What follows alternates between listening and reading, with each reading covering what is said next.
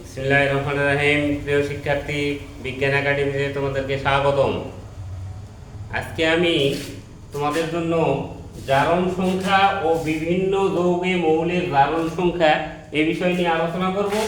এই জারণ সংখ্যা বলতে আমরা কি বুঝি? প্রথমে আমাদের বিষয় হচ্ছে জারণ সংখ্যাটা কি জিনিস। আসলে জারণ সংখ্যা হচ্ছে, আমরা যদি একটা যৌগ লিখি, এই পটাশিয়াম পারম্যাঙ্গানেট যৌগ লিখলাম, এই যৌগটাতে আমি একটু প্রথমে বুঝাই দেই যে জারণ সংখ্যাটা এই জিনিস, পরে সংজ্ঞা আকারে আবার বলতেছি।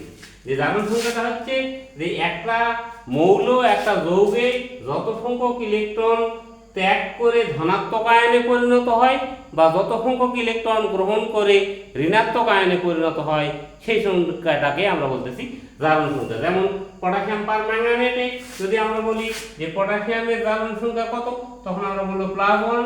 ম্যাঙ্গানাস, এই ম্যাঙ্গানিজের জারণ সংখ্যা কত, তখন আমরা বলবো এটার জারণ সংখ্যা হচ্ছে +7। আর অক্সিজেনের জারণ সংখ্যা কত, তখন আমরা বলবো অক্সিজেনের জারণ সংখ্যা হচ্ছে -2। এইটা তাহলে আমরা বলবো জারণ সংখ্যার সংখ্যাটা হচ্ছে এই যে কোনো যৌগে একটি মৌল যত সংখ্যক ইলেকট্রন ত্যাগ করে ধনাত্মক আয়নে পরিণত হয় বা যত সংখ্যক ইলেকট্রন গ্রহণ করে ঋণাত্মক আয়নে পরিণত হয়, সেই সংখ্যাটাই হচ্ছে জারণ সংখ্যা। এখানে পটাশিয়াম পারম্যাঙ্গানেটের ক্ষেত্রে আমরা দেখতেছি পটাশিয়ামের জারণ সংখ্যা +1, ম্যাঙ্গানিজের জারণ সংখ্যা +7 এবং অক্সিজেনের জারণ সংখ্যা -2। এখানে কিন্তু 4টা অক্সিজেন আছে, সে কারণে 4 দিয়ে যদি -2 কে গুণ করা হয় তাহলে -8 হবে। এখানে আমরা 4 দিয়ে গুণ করলে হবে -8, আর এখানে কিন্তু +7 এবং +1, এই তাহলে +8 -8 যোগ করলে কিন্তু আমাদের মোট জারণ সংখ্যা 0 হবে। আমরা এখানে একটা নিয়ম লিখে রাখছি যে নিরপেক্ষ যৌগে পরমাণু সমূহের মোট জারণ সংখ্যা যোগফল 0 হয়। একটা যৌগের মধ্যে মোট জারণ সংখ্যা সবসময় 0 হবে। কারণ এখানে দেখতে পাচ্ছি যে -8 আর এখানে +1 এবং +7 মিলে +8, তা +8 -8 মিলে 0 হলো। তাহলে আমরা জারণ সংখ্যার সংজ্ঞা যদি আকারে বলতে চাই, তাহলে বলবো এইভাবে যে কোনো যৌগে কোনো মৌল যত সংখ্যক ইলেকট্রন ত্যাগ করে ধনাত্মক আয়নে পরিণত হয় বা যত সংখ্যক ইলেকট্রন গ্রহণ করে ঋণাত্মক আয়নে পরিণত হয়, সেই সংখ্যাকে আমরা বলতেছি জারণ সংখ্যা।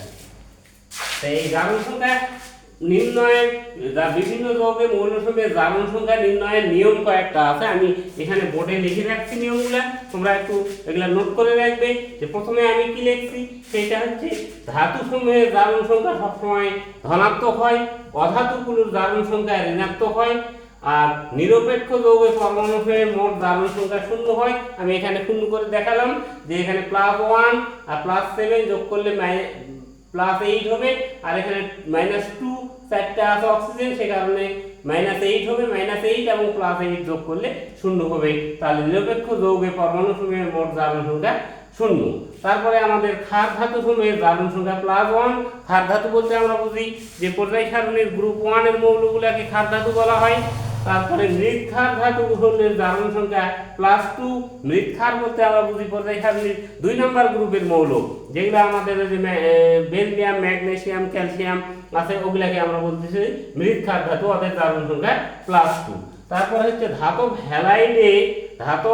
হ্যালাইডে হ্যালোজেনের জারণ সংখ্যা -1। ধাতব হ্যালাইড বলতে আমরা যদি বলি যে ধাতব হ্যালাইড যেমন সোডিয়াম ক্লোরাইড, এই সোডিয়াম হচ্ছে ধাতু, তার সঙ্গে হ্যালোজেন আছে, তাহলে এখানে এই হ্যালোজেনটার অর্থাৎ ক্লোরিনটার জারণ সংখ্যা -1। তারপরে নিয়মটা হচ্ছে যে হাইড্রোজেনের জারণ সংখ্যা 2টা হয়, একটা হচ্ছে +1 এবং -1। বেশিরভাগ ক্ষেত্রে কিন্তু হাইড্রোজেনের জারণ সংখ্যা +1 হয়, আর কিছু কিছু যৌগে অর্থাৎ ধাতব হাইড্রাইডের মধ্যে আমরা হাইড্রোজেনের জারণ সংখ্যা -1 দেখি। যেমন আমরা যদি বলি পানির মধ্যে হাইড্রোজেনের জারণ সংখ্যা কত, তখন আমরা বলবো +1। আর যদি বলি যে সোডিয়াম হাইড্রাইড এই যৌগে হাইড্রোজেনের জারণ সংখ্যা কত, তখন আমরা বলবো হাইড্রোজেনের জারণ সংখ্যা এখানে -1, এখানে অক্সিজেনের -2। আচ্ছা, তাহলে আমরা যেটা বললাম যে হাইড্রোজেনের জারণ সংখ্যা বেশিরভাগ যৌগের ক্ষেত্রেই দেখবো আমরা +1, কিন্তু ধাতব হাইড্রাইড যদি হয় অর্থাৎ ধাতুর সঙ্গে যদি হাইড্রোজেন যুক্ত থাকে সেক্ষেত্রে -1 হবে। তারপরে আমি লিখেছি যে অক্সিজেনের জারণ সংখ্যা -2 হয়, -1 হয়, -1/2 হয়। তাহলে এগুলো আমরা একটু দেখি যে -2 কোন জায়গায়। আমরা বলতে পারি যে পানিতে আমরা দেখতেছি অক্সিজেনের জারণ সংখ্যা -2 2, তারপরে হাইড্রোজেনের জারণ সংখ্যা তো +1। এই হাইড্রোজেন পারঅক্সাইড যেটা, হাইড্রোজেন পারঅক্সাইড যৌগের ক্ষেত্রে অক্সিজেনের জারণ সংখ্যা -1, হাইড্রোজেনের তো +1। তারপরে আমরা সুপার অক্সাইড যেটা আমরা বলবো যে সোডিয়াম সুপার অক্সাইড কিংবা পটাশিয়াম সুপার অক্সাইড যদি হয়, তাহলে এই ক্ষেত্রে অক্সিজেনের জারণ সংখ্যা -1/2। এটা এখানে হচ্ছে -1/2, অক্সিজেনের জারণ সংখ্যা -1/2। এই পটাশিয়াম সুপার অক্সাইড বা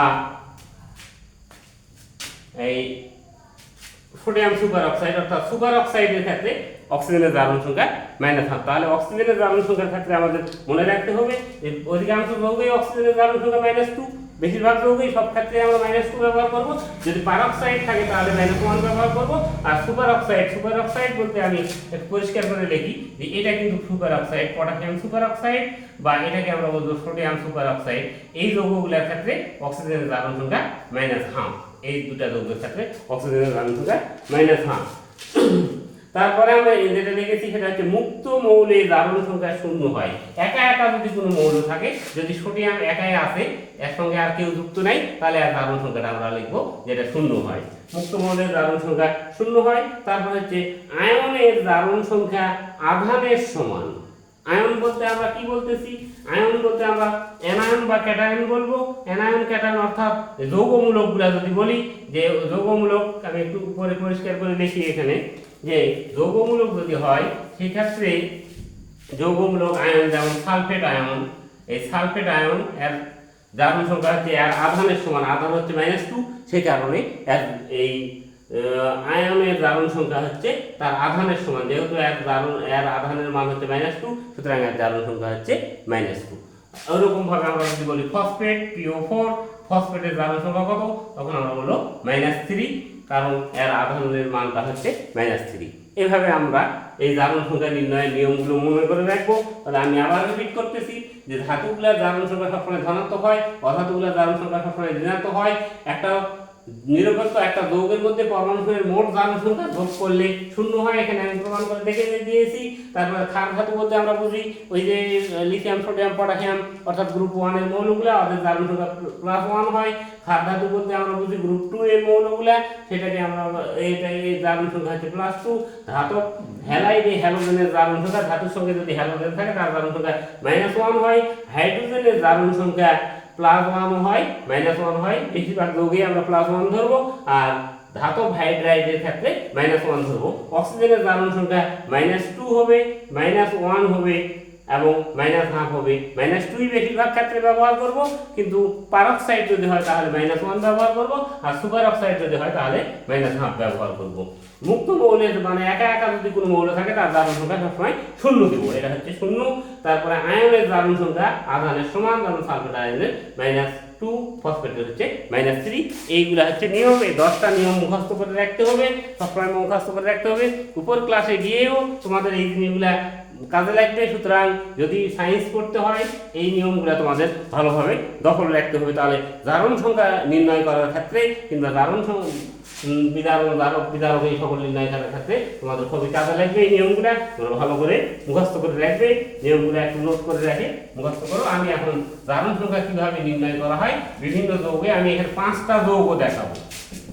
এই 5টা যৌগে মৌল সমূহের জারণ সংখ্যা আমি নির্ণয় করে দেখাই দিব যে এইভাবে জারণ সংখ্যা নির্ণয় করা হয়। অনেকের কাছে হয়তো বা বিষয়টা খুবই সহজ হয়ে আছে, কিন্তু অনেকেই আবার প্রথম অবস্থায় এই সকল জারণ মান কিভাবে নির্ণয় করে বা জারণ সংখ্যা কিভাবে নির্ণয় করে এটা হয়তো বা পারে না।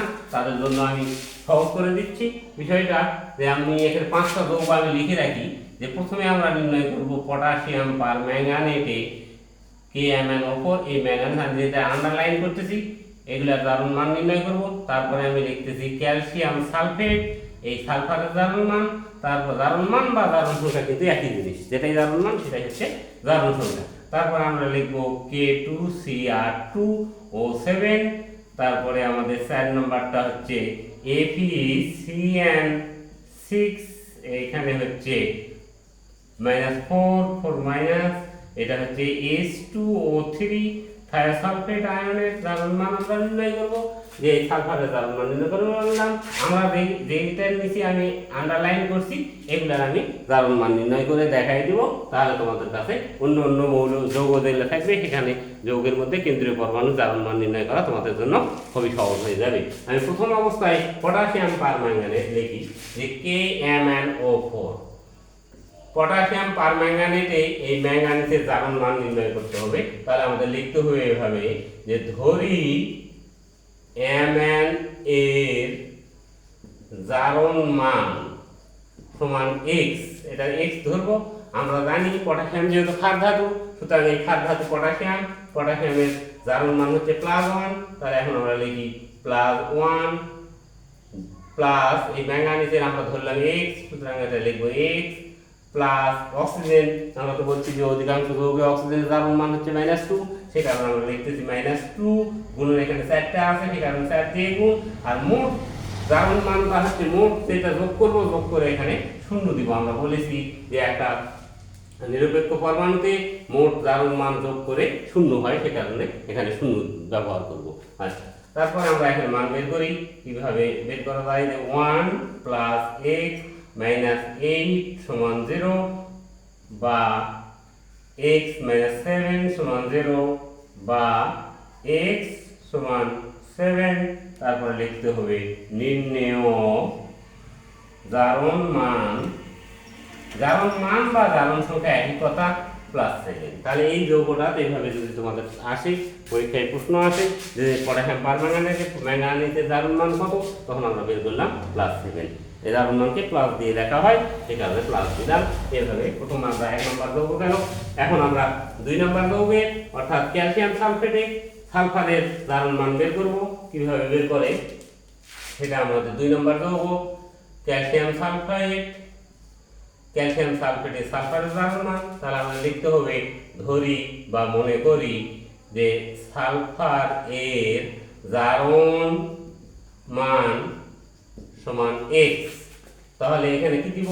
ক্যালসিয়াম হচ্ছে 2 নম্বর গ্রুপের মৌল। 2 নম্বর গ্রুপ অর্থাৎ আমরা বলছি যে ক্ষার ধাতু, মৃৎ ক্ষার ধাতু। এটা ক্যালসিয়াম যেহেতু মৃৎ ক্ষার ধাতুগুলো জারণ মান +2 আমাদের নিয়মের মধ্যে ছিল, ওই নিয়মগুলো মুখস্থ করে রাখবো। তাহলে এখানে দিব +2, তারপরে প্লাস দিলাম, এটার মান তো যেহেতু ধরেছি x, সেটা দিলাম। প্লাস অক্সিজেনের মান হচ্ছে জারণ মান হচ্ছে -2 গুণ এখানে 4 আছে, সেই কারণে 4 দিয়ে গুণ সমান হয় আমাদের 0 দিলাম। তারপর এটা যদি আমরা ক্যালকুলেশন করি, +2 এখানে -8 হবে সমান 0। তারপরে বা x - 6 সমান 0, অতএব x সমান 6। অতএব নির্ণেয় জারণ মান সমান +6। এই সালফারের জারণ মানটা হলো +6। আমাদের 2 নম্বর যৌগ গেল। 1 নম্বর পটাশিয়াম পারম্যাঙ্গানেট নির্ণয় করলাম, 2 নম্বর হচ্ছে ক্যালসিয়াম সালফারের জারণ মান আমরা নির্ণয় করলাম। এখন এই পর্যায়ে আমাদের 3 নম্বর যৌগ। 3 নম্বর যৌগে পটাশিয়াম ডাইক্রোমেটে ক্রোমিয়ামের জারণ মান নির্ণয় করব। আমি লিখতেছি 3 নম্বর যৌগ। 3 নম্বরটা হচ্ছে K2Cr2O7। এই যৌগের মধ্যে ক্রোমিয়ামের জারণ মান বের করব। তাহলে আমরা লিখি ধরি ক্রোমিয়াম এর জারণ মান বা জারণ সংখ্যা সমান x। শুধু ক্রোমিয়াম, কিন্তু এখানে 2 আছে, কিন্তু সেটা খেয়াল রাখতে হবে। এখানে অনেকেই ভুল করে বসে, এটা সে কারণে আমি বলে দিচ্ছি যে এটা শুধু ক্রোমিয়ামের জারণ মানটা আমরা x ধরলাম। তাহলে আমরা কি করব? পটাশিয়াম হচ্ছে +1 গুণন এখানে যেহেতু 2টা আছে, তাহলে +1 গুণন 2। আচ্ছা, +1টা ব্র্যাকেটের মধ্যে লিখি, প্লাস ক্রোমিয়ামেরটা হচ্ছে x গুণন এখানে x তো ধরলাম ক্রোমিয়াম, এখানে আছে 2টা, সেই কারণে 2 দিয়ে গুণ দিলাম। প্লাস এখানে দিলাম অক্সিজেনের হচ্ছে -2 গুণন 7 সমান 0।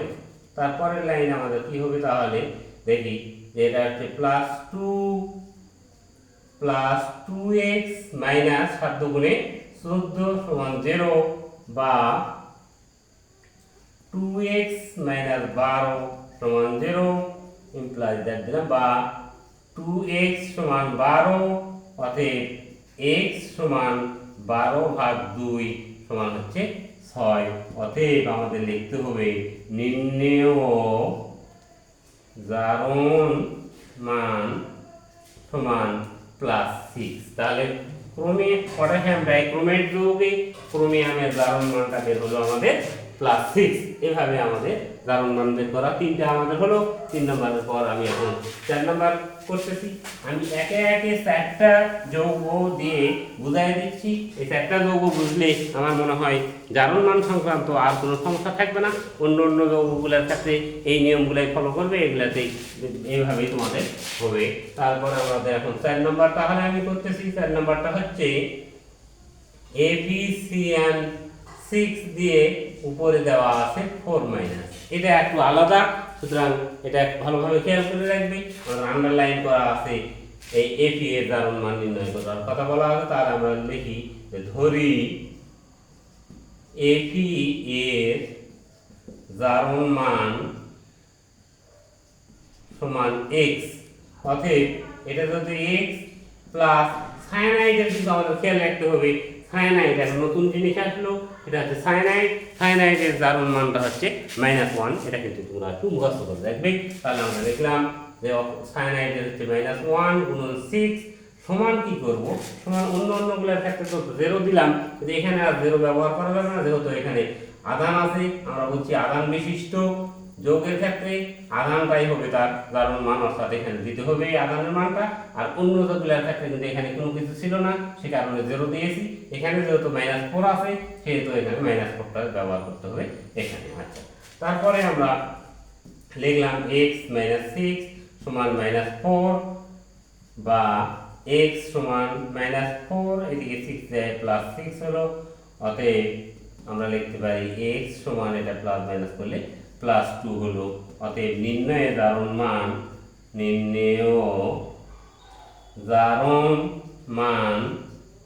সমান +2।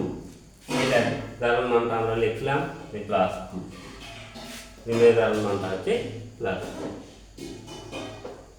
তাহলে এই আয়রনের জারণ মানটা এখানে +2। এটা আমাদের 4 নম্বর যৌগ গেল। 4 নম্বর যৌগে আয়রনের জারণ মান আমরা নির্ণয় করলাম। এই পর্যায়ে আমি এখন 5 নম্বর, অর্থাৎ থায়োসালফেট, এটা H2O3 এর নাম হচ্ছে থায়োসালফেট আয়ন।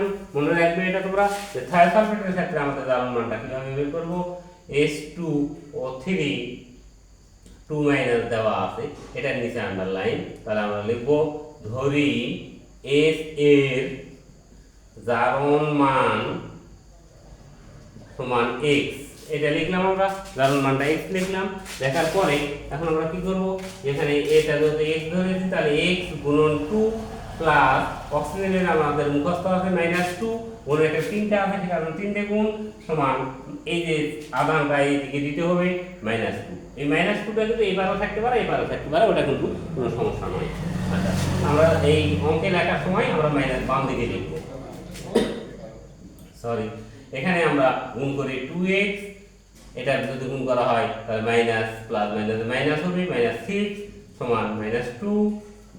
তারপর এটা হলো 2x সমান, এটা ওইদিকে যদি যায় তাহলে -2 প্লাস 6। তারপর হচ্ছে 2x সমান এটা +4। অতএব x সমান হচ্ছে 4 ভাগ 2 সমান হচ্ছে 2 বের হলো। অতএব নির্ণেয় জারণ মান সমান +2। এভাবে আমাদের জারণ মান নির্ণয় করতে হবে। এই যৌগটাতে, এই মূলকটাতে সালফারের জারণ মানটা বের হলো আমাদের +2। এভাবে আমাদের জারণ মানটা নির্ণয় করতে হবে। সবাই তোমরা এভাবে প্র্যাকটিস করবে, তাহলে জারণ মান সংক্রান্ত আর কোনো সমস্যা থাকবে না। ধন্যবাদ সবাইকে।